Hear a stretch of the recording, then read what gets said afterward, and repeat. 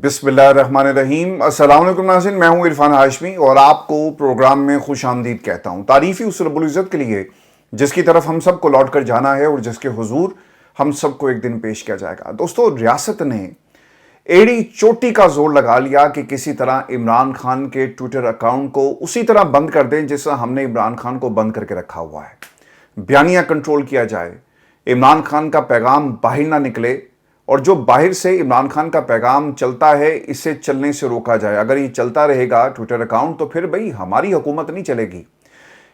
इमरान खान को मुतादिद दफ़ा ये पैगाम भेजा गया कि खान साहब ये बताएं कि दुनिया के किस हिस्से से आपका ट्विटर अकाउंट कंट्रोल किया जा रहा है, भारत के कौन से शहर से लोग आपके ट्विटर पर बैठकर पाकिस्तान के खिलाफ बात करते हैं और फिर हुकूमती वुज़रा मैदान में आकर इमरान खान के ट्विटर अकाउंट को बंद करने के लिए एक पूरी गेम तैयार करते हैं। और टीमें अडयाला जेल पहुंची, इमरान खान से सवालात हुए, लेकिन इमरान खान ने तमाम लोगों को एक ही जवाब दिया कि मेरा ट्विटर है, ये मेरी मर्जी है और मैं किसी का नौकर नहीं हूं, जो दिल में आएगा बोलूंगा। मुकम्मल तौर पे मुतहरिक है कि किसी तरह इमरान खान के ट्विटर अकाउंट को बंद कर दिया जाए जिस तरह इन्होंने इमरान खान को बंद किया हुआ है। और राना सनाउल्लाह का बयान रिकॉर्ड पर मौजूद है और इस हवाले से एक दरखास्त इस्लामाबाद हाई कोर्ट में बैरिस्टर ज़फ़रुल्लाह की तरफ से दायर की गई, जिसमें यह मौक़िफ़ अपनाया जा रहा है कि रियासत के खिलाफ ये ट्विटर अकाउंट इस्तेमाल होता है, लिहाजा से बंद कर दिया जाए। फैसला लेंगे, फैसला लेने के बाद ये ट्विटर इंतज़ामिया से रब्ता करेंगे और ये कहेंगे कि देखें, हमारी पाकिस्तान की एक सबसे बड़ी अदालत के सबसे बड़े जज ने यह फैसला दिया कि रियासत के खिलाफ ये सरगर्मियाँ हो रही हैं और जो शख्स जेल में बैठा हुआ है वो जेल से बैठकर अपना ट्विटर अकाउंट कैसे हैंडल कर सकता है। तो इसको बुनियाद बनाकर इस ट्विटर अकाउंट को बंद करने की कोशिश की जाएगी। आपने ये सब कुछ करके देख लिया, लेकिन इमरान खान का पैगाम रुक नहीं रहा। जिस तरह इमरान खान का बयानिया नहीं रुक रहा, इमरान खान की मकबूलियत जिस तरह इनसे रोकी नहीं गई, इसी तरह इमरान खान का पैगाम नहीं रुक रहा। खान साहब ने जो कुछ वादी तेहरान में हुआ और दहशतगर्दी के खिलाफ जो ऑपरेशन इस जारी है और जिन इलाकों में ऑपरेशन हो रहा है वहाँ की मकामी आबादियों को जब आप ऑन बोर्ड नहीं लेते तो फिर यही मंजर देखने को मिलता है। कोलेट्रल डैमेज के नाम पर आपके अपने लोग मर रहे हैं, शहीद हो रहे हैं, मासूमों की जानें जा रही हैं। इमरान खान ने अपने इस ट्विटर अकाउंट से जारी पैगाम में कहा कि वादी तेहरान में बमबारी से मासूम बच्चों, औरतों और आम शहरियों के जानी नुकसान पर शदीद रंजीदा हूँ। मैं एक साल से बारह इस बारे में पैगाम भेज रहा हूँ कि इन इलाकों में ऑपरेशन ना किया जाए और ना ही कोलेट्रल डैमेज के नाम पर मासूम लोगों की जानों का ज़िया होना चाहिए, क्योंकि इससे दहशतगर्दी में मज़ीद इजाफा होता है। 2 रोज़ पहले जब ये वाक़या और 12 की क्लिप शहादतें हुई, मैंने आपको कहा था कि ये कोलेट्रल डैमेज के नाम पर अब ये कहेंगे कि दहशतगर्द मौजूद थे, उनको मारा गया तो हमारे अपने लोग भी शहीद हो गए। तो आज खान साहब के ट्विटर से भी वही लफ्ज़ इस्तेमाल हुआ जो मैंने 2 रोज़ पहले इस्तेमाल किया था कि कोलेट्रल डैमेज के नाम पर ये सब कुछ जो है वो हमारे सामने रखा जाएगा। अफसोस की बात है कि खैबर पख्तूनख्वा हुकूमत इस मामले में एस्टेब्लिशमेंट के ट्रैप में आ गई। हमारे पड़ोसी मुल्क अफगानिस्तान की मिसाल सबके सामने है। हमारे दौर में अशरफ गनी ने हमें बताया कि ऑपरेशन से दहशतगर्दी में इजाफा होता है चूँकि मासूम लोग मारे जाते हैं। इससे पहले हामिद कारज़ई ने अमरीकियों को बताया कि जब भी आप ऑपरेशन करते हैं तो दहशतगर्दी की लहर में इजाफा होता है, बेगुनाह लोग मारे जाते हैं और इनमें से 90% तालिबान के साथ इसलिए शामिल होते हैं ताकि अपने गम और गुस्से का इजहार कर सकें। आपको याद होगा कि इन्होंने एक ड्रोन हमला किया और बाद में अमेरिका को मानना पड़ा कि टारगेट गलत था। जब ये लोग इनखला कर रहे थे तो ये उन दिनों की बात है। दोस्तों, जिन लोगों के सामने उनके प्यारे मरते हैं ना, शहीद होते हैं, जब आप अपने लखते जिगर का जो लाशा उठाते हैं ना तो फिर आपके दिल से दुआ नहीं निकलती, बद्दुआ ही निकलती है। आपकी ये दुख तकलीफ जो है वो इंतकाम में तब्दील हो जाती है। आप लोगों को किस तरह रोकेंगे? जब आप 12 लोगों के जनाजे उठाएंगे और उनमें वो लोग जो शहीद हो गए तो फिर वो सवाल करेंगे उन लोगों से जो इसके जिम्मेदार हैं। इमरान खान की ये जंग आज की नहीं है। टेलीविजन पर बैठकर वो उन जनरल्स के नाम लेते रहे, बताया पाकिस्तान की आवाम को और दुनिया को कि इनके मकासद क्या हैं।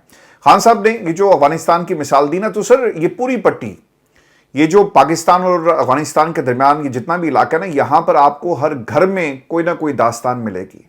जिसका कोई नहीं बचता ना, उसके सामने ज़िंदगी का फिर एक ही मकसद बचता है और वो मकसद क्या है कि जाओ जाकर इंतकाम लो। तो आपकी जो स्ट्रेटजी है, जब आप बलूचिस्तान में कहते हैं ना फरारियों को कि कौमी धारे में शामिल हो गए, यार इनसे भी बात कर लो, ये भी पाकिस्तानी है, इन्हें बिठाकर बात करो और जिन लोगों के जो अपने लोग शहीद हो रहे हैं उनको इत्तेमाद में लो और जिन इलाकों में ऑपरेशन हो रहा है और जो दहशतगर्द हैं उनको मारो اور ان کا پیچھا کرو، لیکن اپنے لوگوں کو اعتماد میں لے کر انہیں ان علاقوں سے نکالیں اور پھر آپ آپریشن کریں.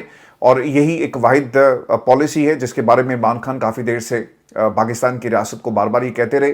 پھر انہوں نے ایک اور بات کہی کہ ہم نے اپنے دور میں افغانستان کے ساتھ تعلقات بہتر کیے جس سے ہمارے قبائلی علاقوں میں امن آیا، مگر اس حکومت کے آتے ہی ماحول کو خراب کرنے کی کوشش کی گئی. افغانستان کے خلاف دھمکی امیز بیانات دیے گئے. دہائیوں سے مقیم افغان مہاجرین کو خوش اسلوبی سے نہیں بلکہ دھکے دے کر ملک بدر کیا گیا اور وہاں ڈرون حملے کیے گئے جس سے تعلقات مزید خراب ہو گئے. میں آپ کو اس کی ایک چھوٹی سی اگزامپل دیتا ہوں. پچھلے ایک مہینے میں برطانیہ کے اندر مسلمانوں کے اوپر اور پھر جتنے بھی یہاں پہ دیگر ممالک کے لوگ یہاں پر آباد ہیں اور کئی دہائیوں سے آباد ہیں نا، ان کے خلاف ایک کمپین شروع ہو گئی ہے. آپ برطانیہ کی کسی سڑک پہ بھی جائیں نا تو آپ کو برطانیہ کے جھنڈے نظر آ رہے ہیں. اور سوال یہ کیا جا رہا ہے کہ جتنے بھی لوگ یہاں پہ سیٹلرز ہیں نا، جو آ کے یہاں پہ رہ رہے ہیں، جو امیگرینٹس ہیں، ان کو نکالو یہاں سے. اور اسلام کے خلاف نفرت، اسلاموفوبیا کے حوالے سے واقعات اس میں اضافہ ہو رہا ہے اور یہ شدت بڑھ رہی ہے. اگر یہاں کی حکومت ہمیں کہے کہ نکلو یہاں سے، جن لوگوں کے 60 سال 3 جنریشن برطانیہ میں آباد ہیں، تو کیا حکومت کے خلاف اور ان لوگوں کے خلاف نفرت پیدا نہیں ہوگی؟ بالکل ہوگی. آج برطانیہ میں ان لوگوں کے خلاف، حالانکہ وہ لاکھوں کی تعداد میں تھے، انہوں نے ویسٹ منسٹر کے باہر احتجاج بھی کیا، تو سر یہ نفرت پھیل رہی ہے. تو اسی ایگزامپل کو اگر آپ ان علاقوں کے حوالے سے کوٹ کریں تو آپ کو پتہ چلے گا کہ جن لوگوں کو آپ پاکستان سے نکالنا چاہتے ہیں، دیکھیں جو افغان وار ہوئی اور اس کے بعد مہاجرین کہاں گئے؟ پاکستان میں آئے نا، وہ سیٹل ہو گئے یہاں پہ. ان کی ایک جنریشن، دوسری جنریشن، تیسری جنریشن، اور پھر وہ دہائیوں سے یہاں پر آباد ہیں. ان کو کس طرح نکالا جا سکتا ہے؟ ان کی روٹس ہیں، آدھے افغانستان میں بستے ہیں، آدھے پاکستان میں، اور پھر ان کے رشتے دار جو ہیں وہ پاکستان میں ہیں. تو ان کو نکالنا یہ سر کسی ڈیڈ لائن کے نتیجے میں نہیں ہو سکتا تھا کہ آپ نے ڈیڈ لائن دی کہ فلان تاریخ کو آپ یہاں سے نکل جاؤ.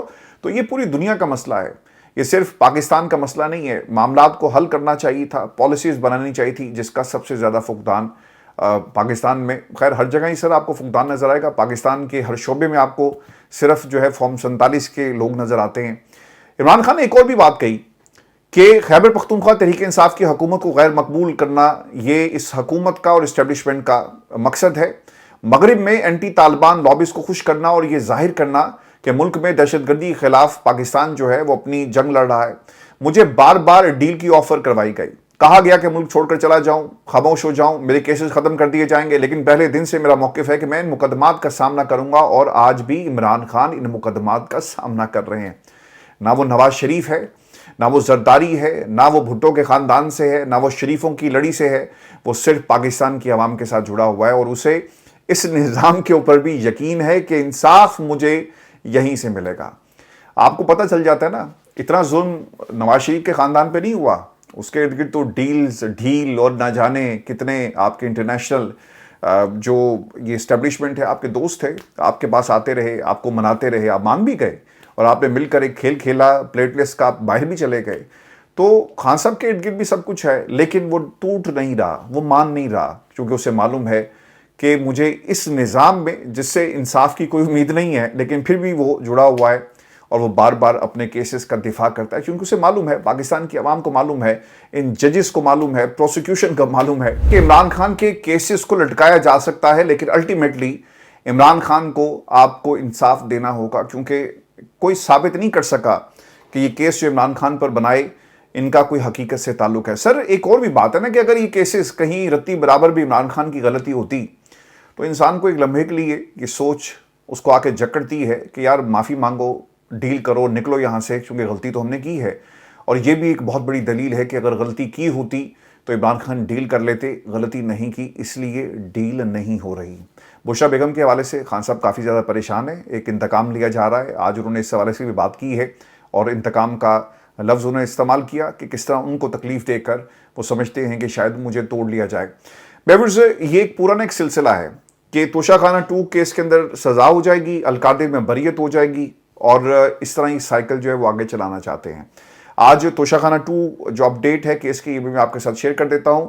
اور بڑی تیزی کے ساتھ جی اڈیالہ جیل میں یہ ٹرائل جاری ہے اور اس کیس کی بنیاد اسلام آباد ہائی کورٹ میں جنوری میں چیلنج کی گئی تھی. یہ سنتے جائیں ٹائم لائن ان تاریخوں کی اور کس طرح سے ریاست اور پاکستان کا عدالتی نظام اس کیس کو لٹکا رہا ہے. اگلی سماعت 7 اکتوبر کو مقرر کی گئی ہے اور اختتامی گواہان پر جرا مکمل کرنے کے لیے کل کی تاریخ رکھی گئی ہے. اور توشہ خانہ 2 کیس ٹرائل کے شروع میں بریت کی درخواست عمران خان کی جانب سے اس سال 15 جنوری کے لگ بھگ دائر ہوئی اور آج 24 سپتمبر تک یہ سماعت جو ہے یہ پوری کاروائی زیرو پر کھڑی ہے اور نوٹس بھی نہیں ہوئے، اور جسٹس انعام امین منہاس صاحب جو ہیں اس کیس کو سن رہے ہیں۔ اب کیس میں پہلے کیا تھا؟ پہلے یہ کیس اعتراض میں میاں گل حسن اورنگزیب کے سامنے لگا، انہوں نے اعتراض ختم کرنے کا کہا تو 20 جنوری کو جسٹس انعام امین منہاس ایڈیشنل جج بن گئے۔ انہیں معلوم تھا کہ ہم اگر گل صاحب کی عدالت میں لگائیں گے تو یہ فیصلہ سنائیں گے اور پھر ہمارے ہاتھ سے گیم نکل جائے گی، لہٰذا ایک جج لایا جائے اور پھر اس جج کا بھائی بھی آئے، ایک کیس ایک طرف سے پروسیکیوشن ایک بھائی لڑے گا اور دوسری طرف سے جج فیصلہ کرنے والا دوسرا بھائی ہوگا تو ہمارے لیے شاید آسانی ہو جائے۔ پھر اعتراض ختم ہونے کے بعد یہ کیس میاں گل حسن کے سامنے جانا چاہیے تھا، لیکن اس وقت کے چیف جسٹس عامر فاروق صاحب نے ایڈیشنل جج کے سامنے 23 جنوری یہ کیس لگا، اور ہائی پروفائل کیسز ایڈیشنل ججز کے سامنے نہیں لگا کرتے، یہ بھی آپ کو یاد رہے۔ آج آپ کو یاد ہوگا کہ یہ کیس کا حوالہ آیا تو میں نے عامر فاروق صاحب کا نام لے لیا، کسی کو سر یاد بھی نہیں کوئی چیف جسٹس تھا اسلام آباد ہائی کورٹ کا جس کا نام عامر فاروق ہے۔ ان کی غلطیاں ہی ان کا نام یاد کرواتی ہیں۔ اگر آپ اچھے فیصلے کریں گے تو آپ کا نام جو ہے قوم بھولے گی نہیں، آپ کی غلطیاں آپ کے نام کو ہمیں لینے پر مجبور کرتی ہیں۔ پھر ویورز 23 جنوری اعتراض ہوا، میاں گل حسن اورنگزیب پہلے زمان سن چکے ہیں، یہ کیس بھی انہوں نے سننا تھا، آپ ان کو بھیج دیں۔ جسٹس انعام امین منہاس نے اعتراض مسترد کرتے ہوئے کہا کہ نہیں، یہ کیس میں ہی سنوں گا، اور پھر 28 جنوری کیس لگا۔ اعتراض ہوا کہ آپ کا بھائی 9 مئی کیسز میں عمران خان کے خلاف پروسیکیوٹر ہے، آپ کیس نہ سنیں، اس پہ یہ آرڈر ہوا کہ مزید معاورت کریں، پھر وہ دن اور آج کا 24 سپتمبر کا دن کیس مقرر نہیں ہوا۔ 2 دفعہ جلد سماعت کی درخواستیں دائر ہوتی ہیں، تب جا کر 7 اکتوبر کو یہ کیس مقرر ہوا اور 23 جنوری سے 24 سپتمبر تک کیس زیرو پر کھڑا ہے۔ ایک کیس کے 3 ٹرائل ہیں جی، یہ بھی کہانی میں آپ کے سامنے رکھ دیتا ہوں۔ توشہ خانہ میں عمران خان کو ایک ہی حقائق اور ایک ہی طرح کا مقدمہ اور تیسری بار ان کا ٹرائل کیا جا رہا ہے۔ سب سے پہلے جج ہمایوں دلاور صاحب نے 3 سال سزا سنائی، ٹھیک ہے جی۔ اس کے بعد دوسری جج نیب کے جو تھے بشیر، انہوں نے 14 سال قید سنائی، اور اب تیسری بار یہ کیس ایک ہی حقائق مقدمہ الزامات پر اختتام کی طرف لے جایا جا رہا ہے، یعنی کیس ایک ہی ہے لیکن اس کے 3 دفعہ ٹرائل جو ہیں وہ کیے گئے، یہ بھی ایک نیا ریکارڈ ہے۔ اب سلمان صفدر صاحب کی گفتگو اور انہوں نے کچھ اور یہ جو عدالتی نظیریں ہیں اس حوالے سے کچھ نکات شیئر کیے، وہ یہ کہتے ہیں کہ 73 سال کے عمران خان جس پر 300 کیسز جھوٹے ثابت ہو چکے، ان کے کیس کی پرائیورٹی کیسے نہیں بنتی؟ ایسے معاملے میں جہاں خاتون اور عمر شامل ہو وہاں کیوں اور باری کا انتظار نہیں کیا جاتا؟ یہی عدالتی تاریخ ہے اور یہی عدالتی نظیر ہے۔ اڈیالہ کے دروازے کھولنا آسان ہے، اسلام آباد ہائی کورٹ کے دروازے عمران خان کے لیے کھولنا شاید اتنا آسان نہیں۔ اسلام آباد ہائی کورٹ کے تمام دروازوں پر عمران خان کے لیے تالے لگے ہوئے ہیں اور وہ تالے کھلنے ضروری ہیں، تالے کھلیں گے تو جج اندر بیٹھ کر ہی فیصلہ کریں گے، لیکن عمران خان کے لیے جو دروازے نہیں کھولے جا رہے۔ اب یہ نمبرز دیکھیں ذرا، اس کا بھی ایک تقابلی جائزہ۔ 300 سے 350 کیس لڑنا ریئلسٹک نہیں ہے، پھر بھی ہم نے لڑے۔ لیگل ٹیم اس سے زیادہ کیا کر سکتی ہے؟ لیگل ٹیم کا سٹیمنا عمران خان جتنا تو نہیں، لیکن اس سے زیادہ اور کیا ہو سکتا ہے؟ بہتر ہے کہ 400 450 کے فگر کو ٹچ نہ کیا جائے۔ اب ان کا خیال ہے کہ کیسز بڑھاؤ نا، اس لیے یہ جو نیب اور یہ جو آپ کی ایف آئی کی ٹیم ہے جا کے عمران خان سے پوچھتی کہ بتائیں انڈیا کا کون سا شہر ہے جہاں سے یہ عمران خان کا یعنی آپ کا یہ ٹویٹر اکاؤنٹ جو ہے ہینڈل کیا جا رہا ہے۔ اب ایک اور کیس بنے گا۔ پھر ایک اور انہوں نے بات کہی کہ کرکٹ کی دنیا کا اسٹیمنا عمران خان کے کام آ رہا ہے، امتحان بہت لمبا ہو گیا، 350 کے قریب مقدمہ درج ہو چکے، 600 سے زائد وکالت نامے جمع ہو چکے اور ایک یہ نیا ورلڈ ریکارڈ بن چکا ہے۔ ویورز، آپ کو یہ میں خبر دے دوں کہ آج کہا جاتا ہے کہ شاید سماعت ہوگی، مجھے نہیں پتا کہ اس پہ عمران خان کی بریت ہوتی ہے، اگر ہو بھی گئی تو ایک اور کیس میں عمران خان کو جو ہے وہ سزا دے دی جائے گی، اور یہ پاکستان میں ایک پلاننگ کے تحت عمران خان کے کیسز جو ہیں وہ اس طرح سے چلائے جا رہے ہیں۔ اور ویورز، جس لیڈر کا یہ ٹویٹر اکاؤنٹ بند نہیں کر سکے، اس کے پیغام کو باہر لانے سے روک نہیں سکے، اب اس نے اپنی اصل طاقت جو ہے وہ پاکستان میں ان طاقتوں کو دکھانے کا فیصلہ کیا کہ تم مجھے بند کرتے ہو، میرے خاندان کے لوگوں پر جھوٹے مقدمات بناتے ہو، تو لو پھر اب تمہیں میں اپنی طاقت دوبارہ سے یاد کروا دوں۔ اور پاکستان تحریک انصاف 27 سپتمبر کے جلسے کی تیاری بھرپور انداز میں کر رہی ہے، اور جو اب تک کی رپورٹس ہیں بتایا جاتا ہے کہ یہ پاکستان کی تاریخ کا اور تحریک انصاف کا اب تک کا سب سے بڑا جلسہ ہوگا۔ اور یاد رکھیے گا کہ عمران خان جیل میں ہے اور مین قیادت کے اور لیڈر کے باوجود اتنے بڑے بڑے جلسے کرنا کوئی آسان کام نہیں ہے۔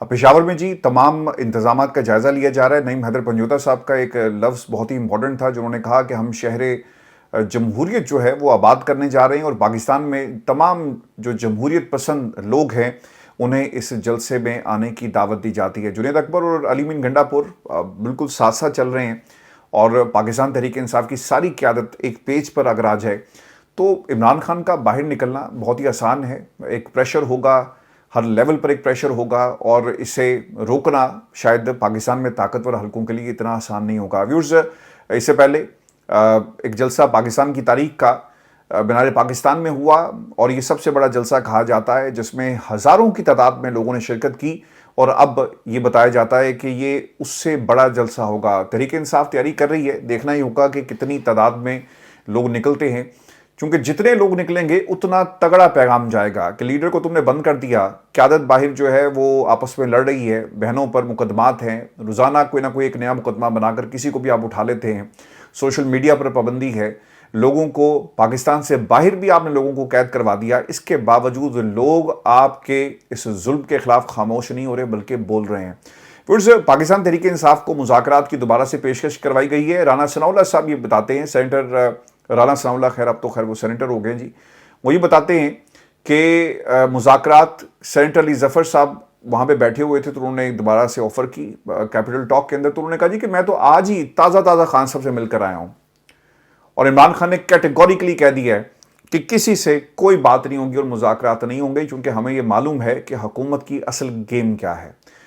सर, जिनके पास कुछ भी नहीं था, ना अवाम का वोट था, ना अवाम की ताकत थी, वो मांगे तांगे की हुकूमत जिस तरह से वो बैठे हुए हैं, वो इमरान खान को क्या इंसाफ देंगे। तो इसलिए मुज़ाकरात की पेशकश कभी भी खान साहब से कबूल नहीं करेंगे। व्यूअर्स, आज की जो हाईलाइट है ना वो महमूद खान अचकज़ई की गुफ्तगू है और इसे पाकिस्तान के मीडिया ने मुकम्मल तौर पर सेंसर कर दिया है। अचकज़ई साहब ने अवामी कर्फ्यू की बात की है और जो अल्फाज थे कोट एंड कोट मैं आपके सामने रख देता हूँ। वो ये कहते हैं कि सब सॉफ्ट जमहूरी इनकलाब के लिए तैयार हो जाएं, वकला के इंतखाबात होने जा रहे हैं, इसको वोट दें जो 26वीं तरमीम के खिलाफ हो, जो जमहूरी आइन, जमहूरियत आइन और कानून पर यकीन रखता हो। मैं आपको बार बार ये कहता रहा ना कि पाकिस्तान तहरीक इंसाफ ने बहुत सारे ऐसे मौके थे जो उन्होंने ख़त्म कर दिए, जो उनके हाथ में थे उन मौक़ों को अपने हाथ से गंवा दिया।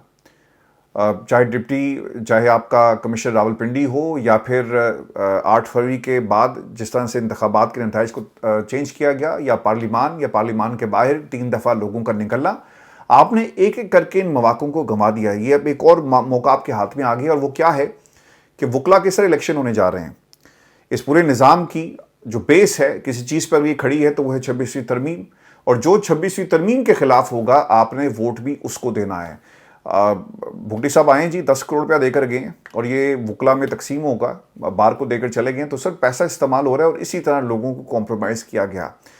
अचकज़ई साहब ये कहते हैं कि बांग्लादेश की आवाम ने करके दिखाया, श्रीलंका की आवाम बाहर निकली, नेपाल की आवाम ने आपको करके दिखाया, अब पाकिस्तान की बारी है। शहबाज भाई आप सुन लो, अवामी ताकत से आपकी हुकूमत गिराने जा रहे हैं। मैं साथियों से बात करूँगा, हम मुल्क के तूलो अर्ज़ में ऐसे ऐसे अवामी कर्फ्यू लगाएंगे कि तारीख़ में आप कभी भी इसको नहीं भूल पाएंगे। पाकिस्तान में एवरीथिंग इज़ फॉर सेल है, जो बड़ा बेईमान है, ज़मीर बेचने वाला है, इसकी इस मुल्क में इज़्ज़त होती है। शहबाज कंपनी ने जो निज़ाम बनाया इसने हमारी बरसों की जमहूरी जद्दोजहद पर पानी फेर दिया।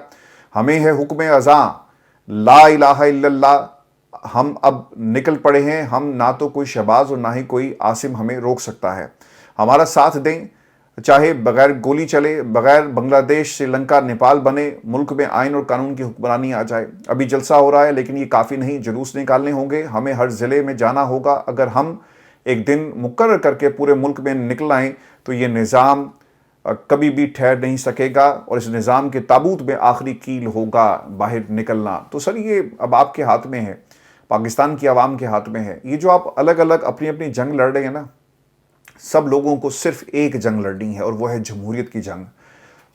ये इस वक्त हवाओं में उड़ रहे हैं, लेकिन पाकिस्तान में ये जो आलमी रिपोर्ट है आपकी गुर्बत की, और पिछले 3 वर्षों में पाकिस्तान में जो गुर्बत में इजाफा हुआ 2019, 2022 और फिर 2025, फिगर्स आप उठाकर देख लें, रोने को दिल करता है कि पिछले 3 वर्षों में वो तमाम लोग जो माइक लेकर पाकिस्तान की आवाम और बाज़ारों में फिरते थे और जाकर पूछते थे कि चीनी का क्या रेट है, आटे का क्या रेट है, टमाटर बहुत महंगे हो गए, प्याज खरीदना मुश्किल हो गया। वो आज कहाँ है तमाम अरस्तू, वो खामोश सर बैठे हुए हैं।